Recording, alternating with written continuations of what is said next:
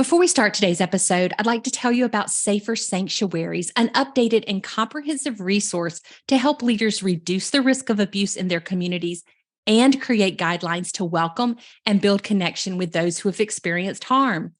Learn more at safersanctuaries.org or by calling 800-972-0433. At a young age, ViaFaith McCullough learned that people are more than their circumstances. After spending a summer as a college intern with the United Methodist Church's General Board of Church and Society, this cradle United Methodist discovered a deeper understanding of justice and found that when we work together, even our simplest ideas can impact social inequities. Hi, ViaFaith. Welcome to Get Your Spirit in Shape. Hello, I'm glad to be here. I'm excited for you to be here too, and the conversation that we're going to have. Before we jump into that, can you tell us just a little bit about yourself? Yes, my name is ViaFaith McCullough. I'm what you would call a cradle Methodist, meaning that I've grown up in the Methodist Church my entire life. I was born in Wichita, Kansas, and shortly after, my family moved to New Orleans, Louisiana. And we had to move after Hurricane Katrina, which is how we ended up in Oklahoma, where I am now. I attended Philander Smith College and got my bachelor's in political science, and then did some nonprofit work. And now I'm working as the program director of Project Transformation Oklahoma. Wow, there's a lot there I want to talk to you about. I want to talk to you about surviving Katrina, the work you're doing with the Oklahoma conference. And we will definitely go back to that. But we're talking to you today specifically because of an internship you did with the General Board of Church and Society in Washington, D.C. You were part of the Ethnic Young Adult Program. And I want to talk to you about that in its context of working for this justice-seeking work. The field you worked in, I believe, was eliminating poverty, and just how that affected you. But I do, there's a lot to talk about. I do want to go back and talk to you just about your path to that place where you became someone interested in justice, living through Katrina, your family moving. Did that play a part in it at all? It definitely did. I feel like the pursuit of justice and peace is something that has always been within me since I was a younger child. So my parents will always say that I always had a pretty strong opinion about everything, especially in regards to the ways that human beings and we have access and are allowed to live. And so, of course, going through that space in Katrina, I was pretty young.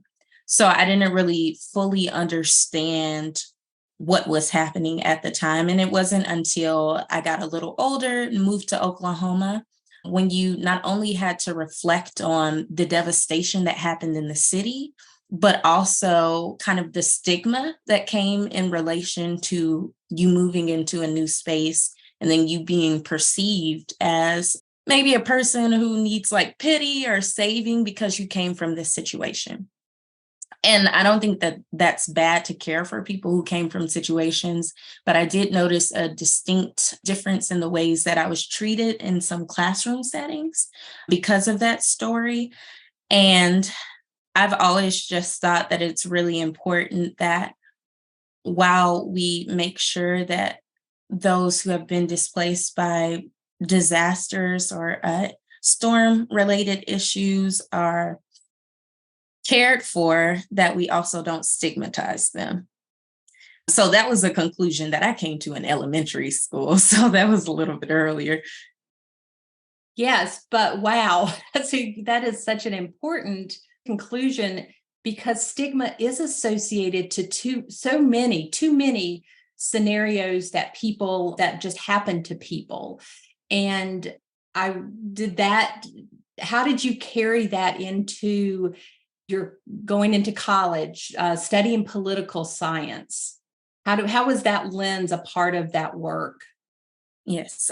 So, of course, I'm African American. So I feel like when I'm growing up, in addition to the stigma that I experienced being displaced and going through Katrina, there are just situations that you encounter by nature of growing up in society where you learn that folks are treated very differently. Being somewhat of a refugee in a way is one space, but then also there are differences in the ways that you can be treated in the education system. I experienced that as well as looking around and just understanding the history of this country.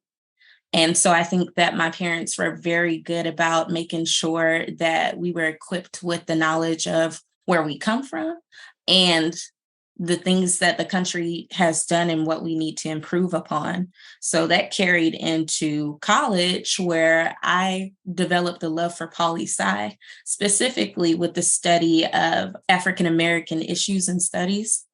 And I think that at that time, I really realized that I wanted to commit myself to work to where we could work to help and advance marginalized communities. You said you're a cradle Methodist. So through this time, what was happening to you in your faith journey, kind of alongside this recognition of who you wanted to be and what kind of work you wanted to pursue? Yeah. My faith journey was pretty strong because I grew up and had a childhood at a phenomenal, United Methodist church. So I attended Quail United Methodist Church since I was 6 up until when I left for college. And I really, in that environment, saw a community of people who are gathered together, who are working to address social injustice, who were working to make sure that children, youth, young adults, and older adults were equipped with not only spiritual tools to navigate them through situations, but also consciousness and care for others in the community. So I really feel like when I went to college, that set the foundation of where I needed to be.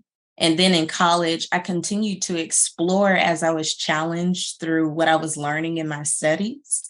And then I think that that was my drive to understand what God was calling me to do, to act. And that, of course, is a lifelong journey, a lifelong conversation of God. I see these things, I see these issues that we have in society. Where would you like me to move and what would you like me to do?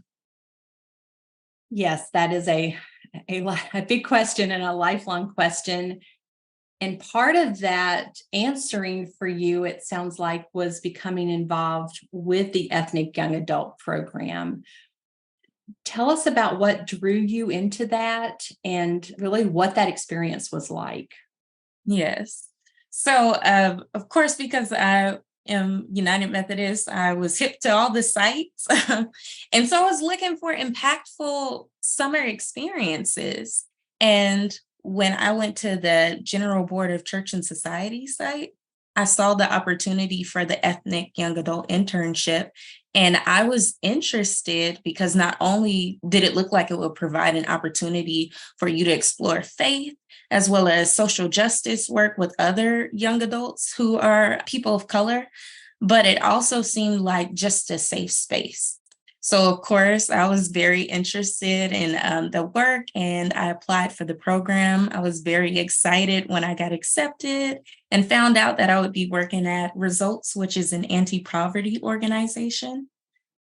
And so you went to Washington, D.C. that summer. I actually did not because Okay. this was during COVID.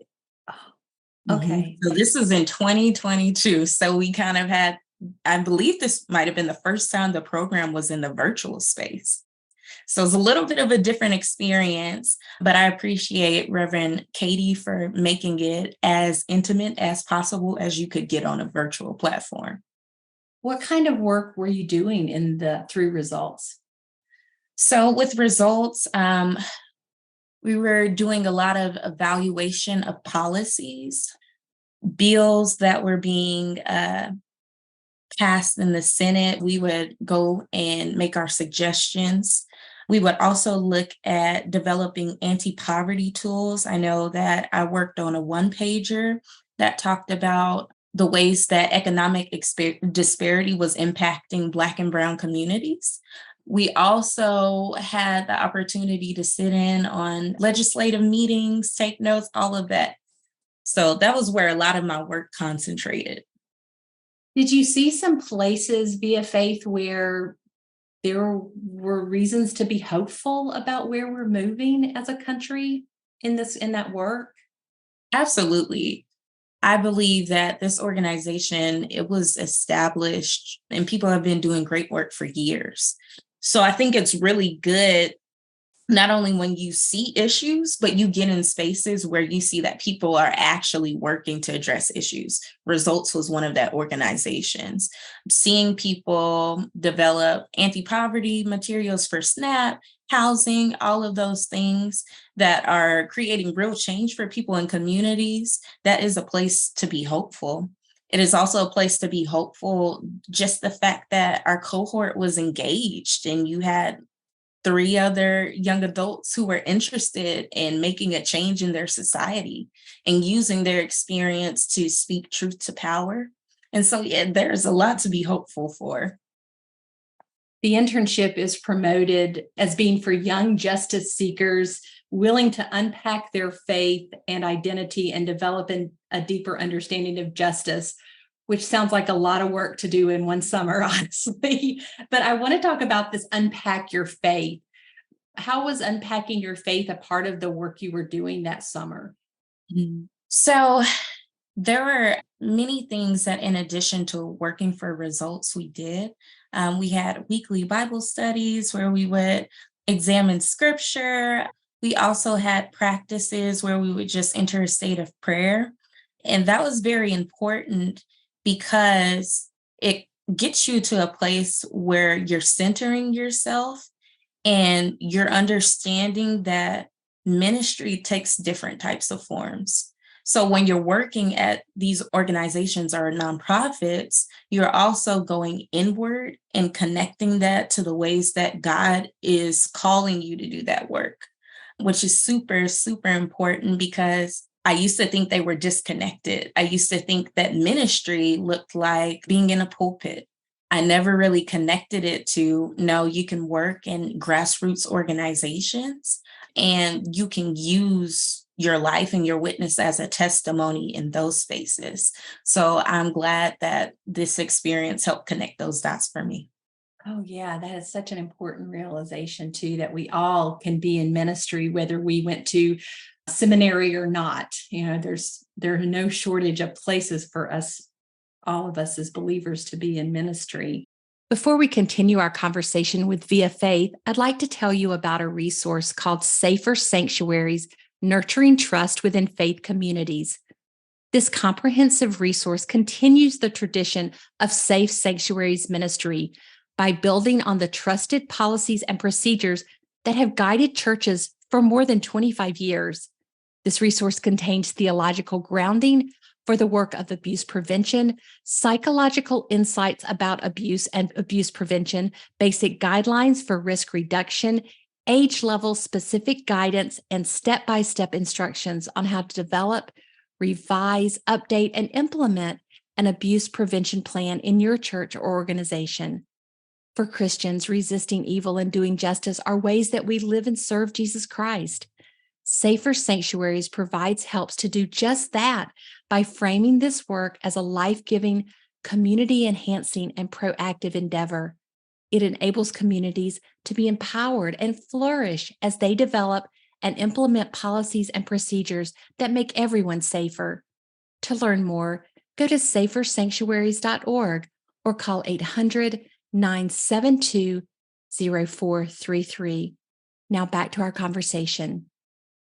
Another thing I read on the Church and Society website specifically about you and your internship is that you had believed you had to do something monumental to affect change, but that your work with GBCS changed that view. Can you explain that a little more?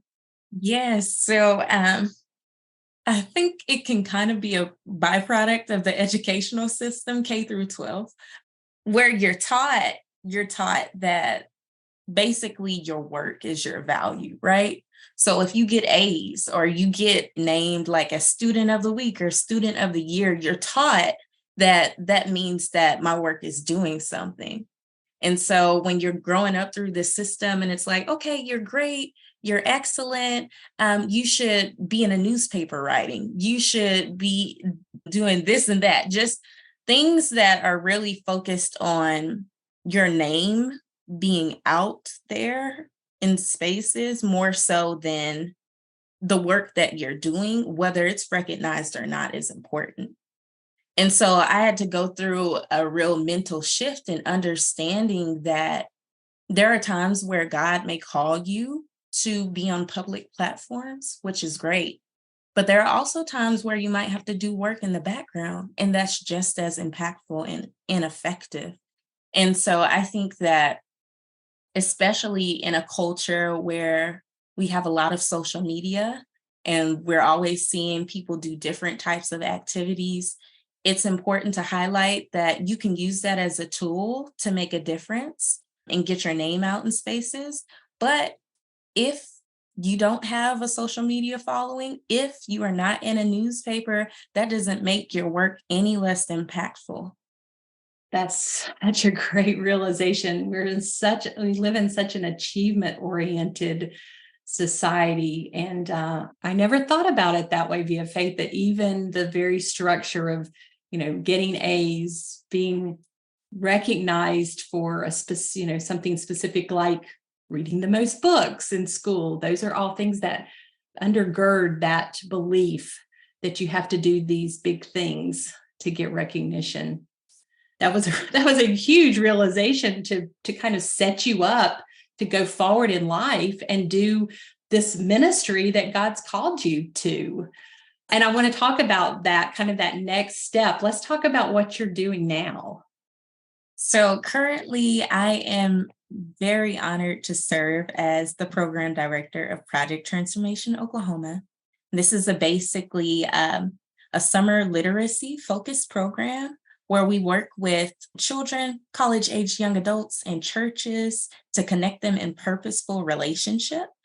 And so I'm so excited because since 2003, we have had PT in Oklahoma, and it has done great works in not only making sure that children from low-income communities have access to impactful programming that helps them work on their reading levels, but also making sure that people have access to meals, that college-age young adults are engaged and can act out their calling and grow in their spiritual journey, and that churches can receive like a mutual benefit in participating in all of these relationships that are established.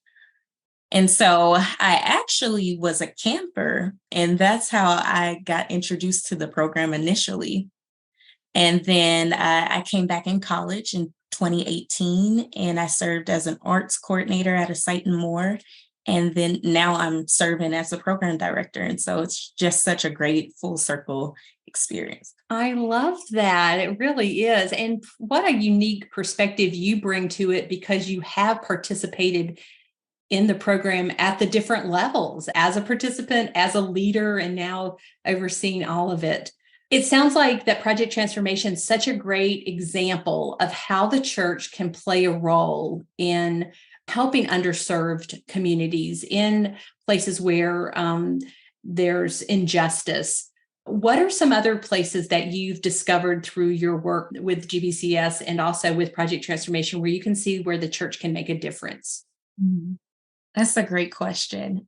I feel like with these programs, we're headed in the right direction, is what I would say. I think that there are a lot of things going on in our society, and it's really important that our focus continues to be on how we empower the next generation. How are we engaging in relationship with college-age young adults, right? Because it's such a time where you're exploring, you're learning new things, but we also need communities where they feel safe and they feel seen and they're able to explore their faith and have conversations and toggle with scripture and that nitty gritty that you get when you transition from what you're taught as a child into developing your own minds and mindsets as an adult. And likewise, children need nourishment. They need support, encouragement. They already come with an innate set of gifts and talents. And it's just so important that we continue to support ministries that will help highlight these things that the children have and draw it out of them. Well, before we finish up, I just have a couple of more questions. What is something that you wanted to share about your experience at either GBCS or Project Transformation that we haven't yet talked about? Yes, I actually have some of the tools that we use. And I know that people might not be able to see, but one of these is a libation jar, which is really, really helpful for me when I practice mindfulness, I practice meditation, and just really praying for the community, praying for folks who are in need, as well as praying for myself. And so this is one of the tools that I wanted to highlight because I appreciate how we also got tangible gifts that we could use to help us explore our faith. Another one that I received is Tell Me Who You Are. And I keep this on my shelf and I go back to remind myself that the world is so vast. There are people of a multitude of experiences, that everybody has a story, and it's really important to center ourselves in a place where we can highlight these stories and make sure that people's needs continue to be met. Tell me more about that book. Yes. So Tell Me Who You Are, sharing our stories of race, culture, and identity. It's just a multitude of stories that people are sharing their lives experiences. There's one with Queen Esther, a few more from people throughout the United States. And it's a really good read, and it's very inspiring. It really engages you in your curiosity and understanding people and their different experiences. I couldn't help but notice ViaFaith, and you're right, our audience can't see this, but we're seeing each other through our monitors, but there's Post-its all through that book. So It's clearly one of those books that you are going back to, and that I love to see books that are used over and over. That sounds like a really special volume for you. Which kind of leads us right into, our next question, the last question, and you kind of already touched on that, is how do you keep your own spirit in shape? I keep my own spirit in shape. I really like to pray a lot. Additionally, I really get fueled by having safe spaces to converse with other people. I like spending time with loved ones. I like getting to know people. It really does bring me a sense of energy and replenishment. I also like taking walks, love reading, listening to podcasts, and of course, spending time with my parents. That's awesome. Well, ViaFaith, it has been such a joy to have you as a guest on Get Your Spirit in Shape today. I just thank you for the work that you're doing. I feel so hopeful that you and others are just coming along and doing this really important work that is transformative for our world, for our church, for the community. So thank you so much. Thank you for having me. That was ViaFaith McCullough sharing about her experience as an intern with the United Methodist Church's General Board of Church and Society. To learn more about ViaFaith's story, go to umc.org/podcast and look for this episode, where you will find helpful links and a transcript of our conversation. If you have questions or comments, feel free to email me at a special email address just for Get Your Spirit in Shape listeners, gysis@umcom.org. If you enjoyed today's episode, we invite you to leave a review on the podcast platform where you listen. Thank you so much for joining us for Get Your Spirit in Shape. I'm Crystal Cavanis, and I look forward to the next time that we are together.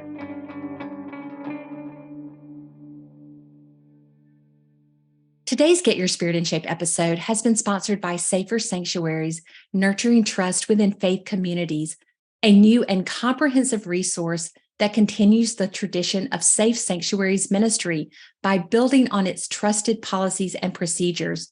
This resource contains theological grounding for the work of abuse prevention, basic guidelines for risk reduction, age-level specific guidance, and step-by-step instructions on how to develop, revise, update, and implement an abuse prevention plan.